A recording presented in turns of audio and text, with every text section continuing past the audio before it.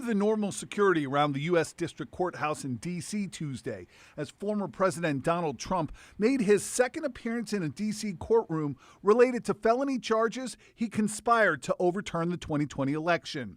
Trump is making the unprecedented claim that a former president cannot be prosecuted for any crime related to his time in office unless first impeached and convicted by Congress. He repeated those claims to reporters at a nearby hotel shortly after the hearing. It's a very bad thing. It's a very bad precedent. As we said, it's the opening of a Pandora's box. One judge has already rejected Trump's immunity claims, but Trump's legal team is appealing the ruling to the D.C. Circuit Court. When they talk about threat to democracy, that's your real threat to democracy.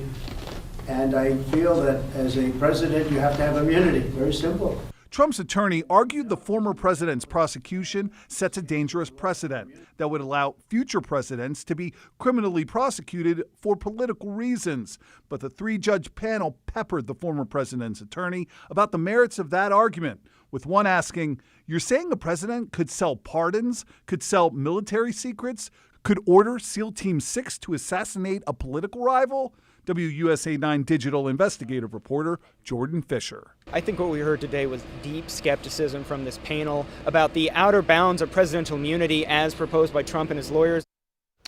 The special counsel told the three-judge panel, quote, "Never in our nation's history has a president claimed that immunity extends beyond his time in office.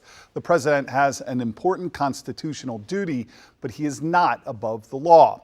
Should the court reject the former president's immunity claims, the case could ultimately end up in front of the Supreme Court. Simone? Right. There's a lot of moving pieces to this. Do we have a timeline on when the judges will rule and what impact the case might have on the 2024 election? So, Simone, there is no time frame for when the panel might rule, although the court has indicated it intends to act swiftly on the matter.